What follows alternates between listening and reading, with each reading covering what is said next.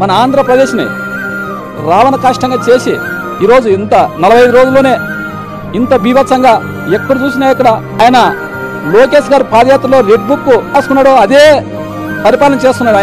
ఆయన ప్రజలకు పరిపాలన చేసే కాదు వచ్చిన వాళ్ళు వైఎస్ఆర్ పనిచేసినారో కార్యకర్తలు అయితేనేమి నాయకులు అయితేనేమి ఎప్పుడో అన్న రెడ్ బుక్లో మాదిరి ఈరోజు అందరూ ఇంత బీభత్సం సృష్టిస్తుంటే మా జగన్ సారు ఈరోజు ఢిల్లీ వేదిక వచ్చి అందరూ ధర్నా చేసిన వాళ్ళే నివారిపోతున్నారు.